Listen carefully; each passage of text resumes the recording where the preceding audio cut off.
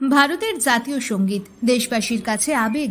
সেই জাতীয় সঙ্গীত অবমাননার অভিযোগ জেলা তৃণমূল সভাপতির মেলার অনুষ্ঠানে, যা নিয়ে তুঙ্গে বিতর্কের ঝড়।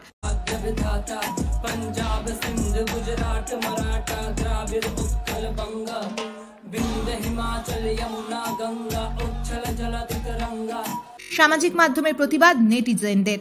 ক্ষমা চাওয়ার দাবি মালদার রতুয়ায় জেলা তৃণমূল সভাপতি আব্দুর রহিম বক্সি এবং তার ছেলে জেলা পরিষদের কর্মাধ্যক্ষ রিয়াজুল করিম বক্সির উদ্যোগে চলতি মাসের 4 তারিখ থেকে একটি মেলা শুরু হয়। জেলায় যে মেলা আমার মেলা নামে খ্যাত, তাদের একটি বেসরকারি শিক্ষা প্রতিষ্ঠান রয়েছে, মূলত সেই ব্যানারেই হয় এই মেলা। সেখানে গত রাতে একটি সঙ্গীত অনুষ্ঠানে জাতীয় সঙ্গীত গাওয়া হয় বিকৃতভাবে, যে ভিডিও ইতিমধ্যেই ভাইরাল।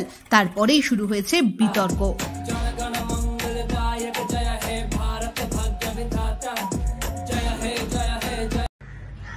কালকে রতুয়ায় আমার মেলা, সেই মেলার আয়োজক তৃণমূলের জেলা সভাপতি আব্দুর রহিম বক্সি। কি দেখা গেল, সেই আমার মেলায় ভারতীয় জাতীয় সঙ্গীতের অবমাননা হলো। র্যাপের মাধ্যমে, চটুল মিউজিকের মাধ্যমে সেই জাতীয় সঙ্গীতের গান করা হলো। আমি ধিক্কার জানাচ্ছি। শিক্ষার অভাব ছাড়া এই ধরনের কাজ করা যায় না। ভারতীয় জাতীয় সঙ্গীত, জাতীয় পতাকার একটা প্রোটোকল আছে, একটা নিয়ম আছে। নির্দিষ্টভাবে দাঁড়িয়ে সম্মানজনকভাবে জাতীয় সঙ্গীত, জাতীয় পতাকার সম্মান করা হয়।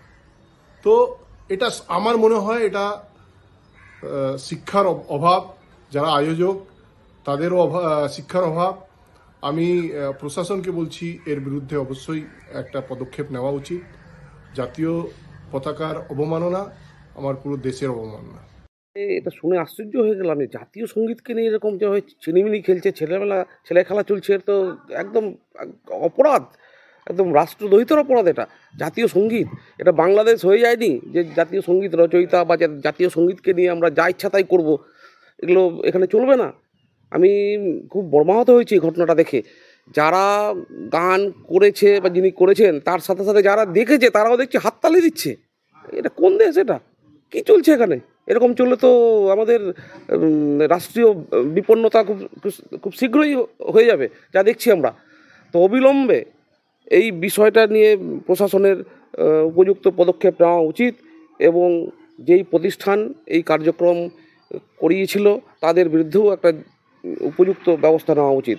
এবং যারা যারা এই স্বার্থে জড়িত তারাও প্রত্যেকেই কিন্তু অপরাধী আমি মনে করি।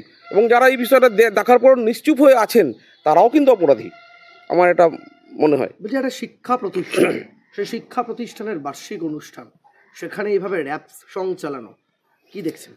সেটাই তো শিক্ষার আমাদের এখন কি হাল, কি দুর্দশা, যে শিক্ষা প্রতিষ্ঠানে জাতীয় সঙ্গীতকে নিয়ে এইভাবে অবমাননা করা, অমর্যাদা করা, একদম পপ স্টাইলে রক স্টারের মতো সেই গান করা।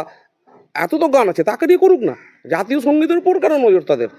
এটার আমি তীব্র বিরোধিতা করছি এবং প্রতিবাদ করছি। অবিলম্বে এর যাতে একটা যথাযথ বিচার হয় এবং যারা এর সাথে জড়িত তাদের যাতে উপযুক্ত শাস্তি হয়, এটা আমি চাইছি।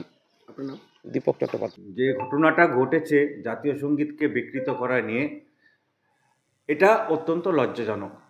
সমাজের কাছে এটা ভীষণ রকম ভুল বার্তা পাঠাচ্ছে যে সব গান, সমস্ত কিছুকে নিয়ে র্যাপ ভার্সন হয় না।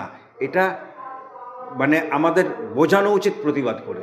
কোথাও কি আঘাত পেলেন একটা এইভাবে?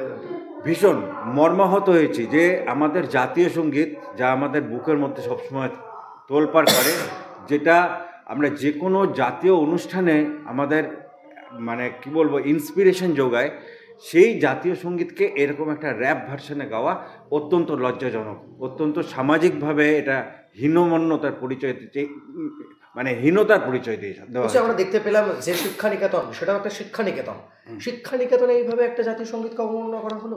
এটাই তো আমার কাছে বক্তব্য।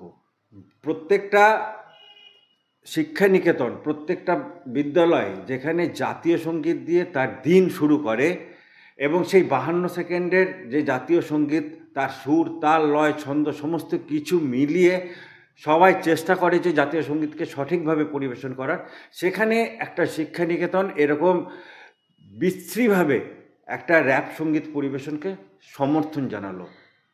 লজ্জা লাগছে। আমার নাম সাগরনীল চট্টোপাধ্যায়, আমি চাঁচল সিদ্ধেশ্বরী ইনস্টিটিউশনে শিক্ষকতা করছি। ছিলাম না, কখন গিয়েছি, আমি বাইরে ছিলাম মালদাতে। জানা নেই যে রেপাররা এসেছিল তার স্মৃতি বিকৃতি করে গিয়ে থাকে ওখানে। আর এটা যদি জাতীয় সঙ্গীত অপমানা হয়ে থাকে তো তার বিরুদ্ধে অ্যাকশন করা হবে, ব্যবস্থা গ্রহণ করা হোক।